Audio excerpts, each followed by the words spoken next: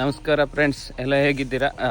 ನೀವೆಲ್ಲ ಚೆನ್ನಾಗಿದ್ದೀರಾ ಅನ್ಕೋತೀನಿ. ಈಗ ಮತ್ತೆ ದಿನ ದಿನ ಹೂಗಿನ ವೀಡಿಯೋನ ಹಾಕ್ತಾನೇ ಇರ್ತೀನಿ. ಹಾಗೆ ನಮ್ಮ ಮನೆಯಲ್ಲಿ ಎಲ್ಲ ಗಿಡದಲ್ಲೂ ಇವಾಗ ಹೂವು ಬಂದಿದೆ. ಎಲ್ಲ ಗಿಡದಂದು ಹೂ ಕೊಯ್ಯೋಕೆ ಆಗೋದಿಲ್ಲ, ಯಾಕಂತ ಹೇಳಿದ್ರೆ ಒಂದು 50-100 ಮೊಳ ಕೊಯ್ಬೋದು, ಅದಕ್ಕಿಂತ ಹೆಚ್ಚಾಗಿ ಬಂದಿದೆ. ಇವಾಗ ಎಲ್ಲ ಗಿಡದಲ್ಲೂ ಇಲ್ಲಿ ನೋಡಿ, ಎಲ್ಲ ಗಿಡದಲ್ಲೂ ಹೂವು ಬಂದಿದೆ. ಹಾಗಾಗಿ ಅದಷ್ಟು ಕೊಯ್ಯೋದಕ್ಕೆ ಆಗೋದಿಲ್ಲ. ಹಾಗೆ ಮತ್ತು ಇನ್ನೊಂದು ಅಂತ ಹೇಳಿದ್ರೆ, ಈಗ ಮಳೆ ಸಣ್ಣದಾಗಿ ಮಳೆ ಏನು ಬೀಳ್ತಾ ಇದೆ. ಈ ಒಂದು ಮಳೆ ಜಾಸ್ತಿ ಆದಾಗ ಹೂ ಕಮ್ಮಿ ಆಗುತ್ತೆ. ಹಾಗೆ ಇದನ್ನು ಕಟ್ಟುವಂಥವರು ಈಗ ಸಿಗುವುದಿಲ್ಲ, ಯಾಕಂದ್ರೆ ಹೂವು ಜಾಸ್ತಿ ಇದೆ, ಅದಕ್ಕೆ ಕಟ್ಟುವವರು ಸಿಗುವುದಿಲ್ಲ. ಇಲ್ಲಿ ನೋಡಿ, ಹೂವಿನ ಗಿಡ ನೋಡಿದರೆ ಈ ರೀತಿಯಾಗಿದೆ ನೋಡಿ.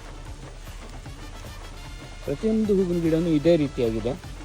ಹಾಗೆ ನಮ್ಮ ಮನೆಯಿಂದ ವಾತಾವರಣ ತೋರಿಸ್ತಾನೆ ಇರ್ತೀನಿ. ಇವತ್ತು ಸಣ್ಣ ನಮ್ಮದಾಗಿ ಮಳೆ ಬರ್ತಾ ಇದೆ. ಅಲ್ಲಿ ನೋಡಿ, ವಾತಾವರಣ ನೋಡಿ ಯಾವ ರೀತಿಯಾಗಿದೆ. ಒಂಥರ ಚೆನ್ನಾಗಿ ಕಾಣಿಸ್ತಾ ಇದೆ ನೋಡಿ. ಹಾಗೆ ಹೂವು